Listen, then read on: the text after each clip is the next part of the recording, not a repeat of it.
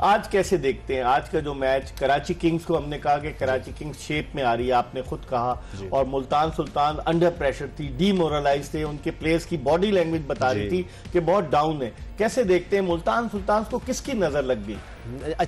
अच्छा मैच था कराची किंग्स के लिए। टॉस उन्होंने जीता और फिर जिस तरह कैप्टन ने और उनके जो ओवरसीज सीनियर प्लेयर ने, जिस तरह वो पहले पार्टनरशिप हुई 23 बॉल्स पे 53 रन का टिम सैफर्ड का और साथ में डेविड वार्नर का, जिस तरह उन्होंने वो इनिंग खेली है और उन्होंने एक टून सेट की।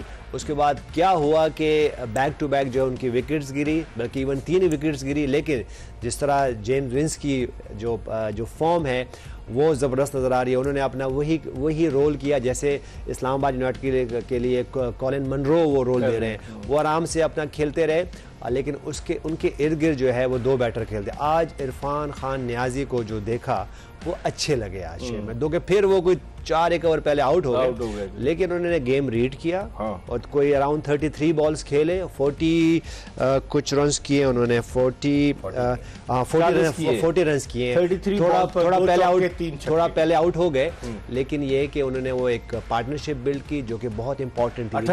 ये जो मिडिल फेज में जो पार्टनरशिप होती है वो बहुत इंपॉर्टेंट है। आप हमेशा हमसे कहते हो ना कि ये लो स्कोरिंग गेम्स क्यों होता है। मेरे ख्याल से आज ये नजर आया कि अगर उस वक्त बैक टू बैक 1-2 और विकेटें गिरती तो शायद मुल्तान सुल्तान जो है वो 200 रन ना चेस कर रहे थे, 150 या 160 चेस कर रहे थे और उनके लिए फिर मौका होता है। फिर आखिर में जिस तरह एक और पार्टनरशिप, खुशदिल शाह वो भी बड़े अच्छे फॉर्म में है, उनकी वो फॉर्म नजर आ रही है उनके बैट से, उनकी बॉलिंग से, और फिर वो जो एक पार्टनरशिप हुई 50 आउट रन की, तो उन्होंने एक टून सेट किया। और 200 रन जब ऐसी पिच पे हो जाए जहां पे मुश्किल नजर आ रहा है कि शायद अनइवन बाउंस हो, लेकिन आज कोई अनइवन बाउंस नहीं था, लेकिन ये है कि और फिर उनका साथ दिया इस्लामाबाद यूनाइटेड की, सॉरी मुल्तान सुल्तान की फील्डिंग, फिर 1-2 कैच छूटे और उसका फायदा हुआ और फिर बहुत मुश्किल हो गया था। और जिस तरह फिर मुल्तान सुल्तान ने बैटिंग की, आज फिर वही बात हुई जो हमने कहा कि आपने 1 डायमेंशन प्लेयर नहीं बना। जो जिस तरह मोहम्मद रिजवान को आउट किया गया कि वो चौथी 5वीं स्टंप पे हार्ड लाइन पे बॉल किया, उन्होंने आते ही एक शॉट खेला और वो आउट हो गए। तो मेरे ख्याल से ये की पॉइंट्स थे जो कि मुल्तान सुल्तान फिर फाइट ही नहीं कर सके। खुर्रम, आप कैसे देखते हैं जो आज 60 रन पे 3 विकेटें गिर गई थी जिस तरह यूनुस कह रहे हैं, और उसके बाद जिस तरह से कम बैक हुआ? एक तो जेम्स विंस, उसका इंटरनेशनल क्रिकेट का तजुर्बा, इंग्लैंड के लिए खेल चुका है, फिर उसने इसी टूर्नामेंट में उसने सेंचुरी बनाई थी जेम्स विंस ने, तो आज उसने फिर उसी टीम के खिलाफ सेंचुरी बनाई थी, आज उसने सेंचुरी बनाई। ओवरऑल आप देखते हैं कि किस तरीके से कराची किंग्स ने कम बैक किया, वरना 60 पे 3 थे, लग रहा था कि ये 160-70 करेंगे। नहीं, देखें सबसे अच्छी जो चीज़ लगी ना, जैसे यूनुस भाई ने कहा ना, इरफान ने क्या बैटिंग की आज लग रहा था आज वो बॉल के मेरिट पे खेल रहे थे, सीधे सिंपल लफ्जों में वो जिधर बॉल थी उधर ही खेल रहे थे। कोई एक्स्ट्रा कोशिश नहीं कर रहे थे कि मैं लेग स्टंप पे जाके फ्लिक मार दूं, मैं पुल मार दूं, कोई सामने, बिल्कुल बेसिक क्रिकेट खेली, स्ट्राइक को रोटेट किया। और सामने जबरदस्त इनफॉर्म प्लेयर जेम्स विन, उसने क्या उस बंदे से परफॉर्मेंस निकलवाई है। कहीं ना कहीं ओवर के बाद जो उनकी कन्वर्सेशन देखने को मिल रही थी ना, कि एक दूसरे को गलती कम करने के लिए बोलना कि मैच को लंबा करो।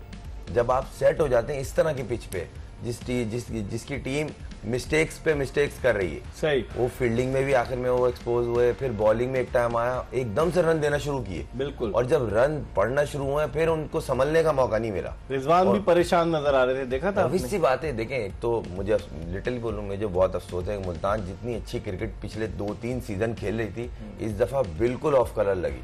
और टीम बुरी नहीं है, अब समझ नहीं आ रहा है, कोई भी प्लेयर क्लिक नहीं कर पा रहा। उसामा मीर इनका वेपन था, वो इतना बेचारा बैट फॉर्म में, रिजवान मैच विनिंग इनिंग्स नहीं खेल पा रहा। मोहम्मद अली जो फास्ट बॉलर था, मोहम्मद अली मुल्तान में मैचेस में उसने टॉप आउट किए थे, बैट्समैन परेशान थे, स्ट्रगल कर रहे थे। यासिर एडी हुआ, उसने एक इनिंग के बाद फिर वो वापस शेल में चले गए, मिस्टेक। और सबने आज देखा जाए बैट शॉट मार के आउट हुए, कोई अच्छी गेंद पे आउट नहीं हुए कि जी बॉल बहुत एक्स्ट्राऑर्डिनरी था या ट्रैप करके इनको आउट किया गया, मगर अपनी गलतियां बहुत सारी। वो जब आप हार रहे होते हैं ना तो समझ नहीं आती है, तो कहीं ना कहीं ऐसा लगा कि वो पैनिक बटन कुछ रुक ही नहीं रहा है ना, वो दबा हुई है। यूनुस, जिस तरह से आज उबैद शाह को खिलाया, लेकिन आज बड़े महंगे साबित हुए उबैद शाह, और उन्होंने 4 ओवर में 49 रन दिए और 2 विकेटें उन्होंने हासिल की। बॉलिंग में आप देखें डेविड विली से उन्होंने नई गेंद कराई और उनके साथ जो नई गेंद की माइकल ब्रेसवेल ने की, कुछ ना कुछ तजुर्बा जरूर किया उन्होंने आज मोहम्मद रिजवान ने, लेकिन उसके बावजूद बॉलिंग एनालिसिस जो है ये तो दूसरी टीम के कराची किंग्स के। लेकिन अगर हम बात कर रहे हैं कि मुल्तान सुल्तान्स की बॉलिंग की, अगर यूनुस हम बात करें, कर्टिस कैम्फर जो साउथ अफ्रीकन है, उन्होंने 4 ओवर्स की 27 रन दिए, 1 विकेट हासिल की, अच्छी बॉलिंग। क्रिस जॉर्डन बड़े महंगे साबित हुए, 4 ओवर्स में 46 रन। उबैद शाह इतने महंगे साबित हुए, और फिर उसके अलावा उसामा मीर ने अगरचे 3 ओवर्स में 27 रन दिए, लेकिन वो भी इंप्रेसिव नहीं रहे। आप समझते हैं मुल्तान सुल्तान्स की बॉलिंग में क्या फ्लॉ क्या था, क्या गलती क्या थी? देखिए इकबाल भी, अगर मैं उबैद शाह की बात करूं तो जिस तरह उन्होंने टिम सैफर्ड को आउट किया, फिर उमैर बिन यूसुफ को आउट किया, तो वहाँ से तो वो गेम में वापस ले आए थे। और मेरे ख्याल से लीडिंग विकेट टेकर भी है मुल्तान सुल्तान के लिए उबैद शाह। जी ऐसी कोई आज उनकी कोई 11 विकेटें हो गई है मेरे ख्याल से। तो एक यंगस्टर के लिए बहुत बड़ा एक आप कह सकते हैं बहुत बड़ी अचीवमेंट है उनकी, कि उन्होंने एक सेट किया एक ऐसी बॉलिंग लाइन में जहाँ पे डेविड विली जैसा बॉलर है, उसामा मीर जैसे बॉलर, क्रिस जॉर्डन जैसे बॉलर हैं। लेकिन होता है क्या, जब हम पार्टनरशिप की बात करते हैं ना, बाज़ हम बैटर्स हैं तो हम बैटिंग की बहुत ज़्यादा बात करते हैं कि बैटिंग की पार्टनरशिप हो, तो जैसे 2-3 एक पार्टनरशिप हुई ना कराची किंग्स की, तो 200 प्लस कर गए। इसी तरह बॉलिंग में भी पार्टनरशिप हुई। अगर मैं उनकी स्पिनर्स की बात करूं, माइकल ब्रेसवेल की बात करूं, उसके बाद उसामा मीर की बात करूं, तो ये यहाँ अगर उनकी विकेट्स की कॉलम की हम देखेंगे तो ज़्यादा विकेट्स नहीं है। अगर मैं माइकल ब्रेसवेल की बात करूं, तो जब न्यूजीलैंड से वो रिसेंट पास में खेले हैं तो वो कैप्टन भी रहे हैं। जब उनके कैप्टन नहीं थे तो उन्होंने कप्तानी की, उन्होंने एग्जाम्पल सेट किया अपनी बॉलिंग से, तो उनकी वो बॉलिंग वैसी नहीं उनकी तरफ से परफॉर्मेंसेस आई। तो इसलिए अगर मैं उबैद शाह की पहले की 2 ओवर देखूंगा तो वहां कुछ रना बॉल थे, बाद में वही वाली बात है कि बाद में वो मौका ही नहीं आने दे। कि आखिर में जब ये जो लास्ट पार्टनरशिप हुई, 63 रन की पार्टनरशिप हुई 33 बॉल्स पे, बहुत शॉर्ट गेम है उबैद शाह ने देखा। वो बाद में देखिए एक यंगस्टर है ना, तो फिर वो परेशानी आती है। अगर मैं माइकल ब्रेसवेल की बात करूं तो उन्होंने 1 ही ओवर किया है। अब पाकिस्तान में आप खेल रहे हैं, आपने अगर उसामा मीर को पिक किया है, आपने माइकल ब्रेसवेल को पिक किया है, तो आपको ऑटोमेटिकली आता है कि भाई ये तो 8 ओवर तो करेंगे चाहे जैसी भी पिच हो, जैसी भी पिच हो। तो ये वो रीजन है जिसकी वजह से उबैद शाह को रन हुए, फिर बाद में क्रिस जॉर्डन को भी रन हुए। अभी हमें तो बड़ा साफ नजर आ रहा है कि क्रिस जॉर्डन ने 4 ओवर में 46 रन दिए हुए, उबैद शाह ने जो है वो 4 ओवर में 49 रन दिए हुए, 2 आउट किए हुए। लेकिन अब वो जो कॉज है वो फिर बाजुकात आपको नजर नहीं आता। एंड में तो आप सिर्फ ये देख लेंगे कि भाई इतने रन दिए हुए। तो मेरे ख्याल से ये वो वजह है जिसकी वजह से इस्लामाबाद यूनाइटेड आज बिल्कुल बॉटम पे है, और मेरे ख्याल से अब तो प्लेऑफ से मुल्तान सुल्तान जो है वो बाहर हो गई। खुर्रम, अब जिस तरीके से मुल्तान सुल्तान्स का आपने भी जिक्र किया, मैंने भी बताया कि 8 मैचेस लास्ट ईयर जीती थी, फाइनल हार गई थी, और उससे पहले 2021 की चैंपियन टीम थी जिसमें सुहेब मकसूद बेस्ट बैट्समैन और बेस्ट बॉलर थे शाहनवाज दहानी भी गायब है। फिर उसके बाद 22, 23, 24 मुसलसल 3 साल फाइनल मैचेस खेली, 2 दफ़ा लाहौर से हारी, 1 मरतबा वो इस्लामाबाद से हारी।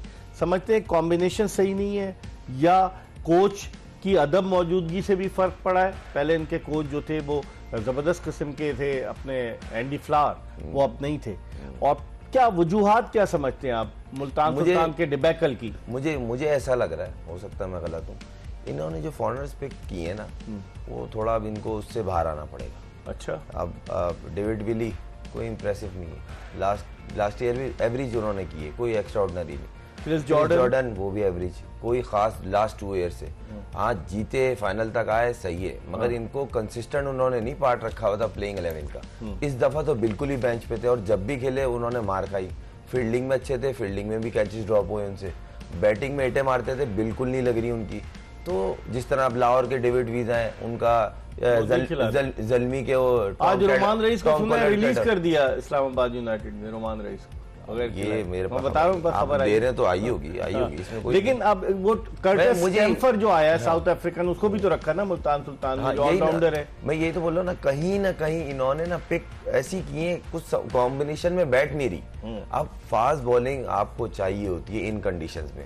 आपके पास फास्ट बॉलर जितने भी ना, वो मीडियोकर टाइप है, और तकरीबन दुनिया में अब वो कहीं पिक नहीं हो रहे। डेविड विली काउंटी भी सिलेक्टेड मैचेस खेलते हैं, वो रेगुलर नहीं खेलते।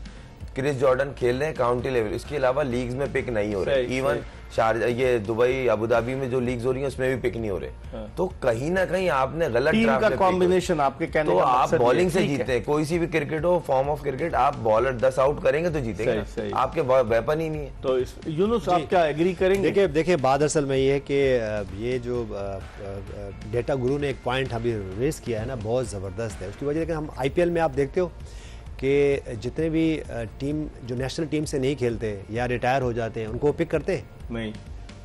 डेविड वार्नर पिक हुए अभी नहीं। क्यों? वो तो करें हमारे वो नहीं। एक बात समझे इकबाल भाई, देखिए एक बात समझनी है कि वो स्मार्ट है, आपको भी स्मार्ट होना पड़ेगा। आपको स्मार्ट होना, आपको ऐसे प्लेयर्स खिलाएं जो कि इस वक्त जो टॉप के नेशनल भी खेल रहे हो और टॉप की लीग्स भी खेल रहे हो। अगर आप ये कहें कि नहीं कि अब हम एक सर्च नहीं करेंगे और उसके बाद आप वही वाली बात है कि सडनली आप एक फील्डिंग कोच को जो है वो हेड कोच बना दोगे, हेड कोच को फील्डिंग कोच बना दोगे, जो कि मुख्तलिफ टीमों में ये होता है। और फिर आप वो अगर वो अवेलेबल नहीं तो वो ये रोल कर लें, ऐसा नहीं है। देखें आपके पास अभी ये PSL खत्म होगी ना, सोचे तो उसके बाद सोचे नहीं, प्लानिंग करें। सोच तो पता नहीं हम कब से रहे, 1 साल पहले प्लानिंग करें। आप प्लानिंग करें, उसके बाद आपको एटलीस्ट चले प्लेयर तो आप पिक करते हो ना, वो तो चलो पिक आपके पास एक ऑप्शन बाज़ होता है, नहीं पिक कर लें, लेकिन कोचेज में तो आप पिक नहीं कर सकते हो, सपोर्टिंग स्टाफ में तो आप पिक नहीं कर सकते हो। अगर आप ये समझ रहे हैं कि मैं एक्सपर्ट हूँ बैटिंग का तो मैं हेड कोच हो जाऊँ, मैं बॉलिंग देख लूँ, मैं फील्डिंग, ऐसा नहीं है। आप अच्छी प्लानिंग करें और जब आप अच्छी प्लानिंग करोगे तो मैं ये नहीं कह रहा कि एग्जैक्टली 100% रिजल्ट आएंगे, कहीं 70% 60% तो रिजल्ट आएंगे। तो ये वो पॉइंट है जो कि मैं PSL में बाज़ मिस करता हूँ। और वो जो है ना कोचेस को चले जाने देते हैं या सपोर्टिंग स्टाफ को चले जाने देते हैं, वो कहते हैं कि नहीं ठीक है, वो ऐसा नहीं है। देखो आप पूरी प्लानिंग करें और आप प्रॉपर कोचेज लेके आए। अगर मैं मुल्तान सुल्तान की बात करूं तो कितने कोचेज हैं उनके पास?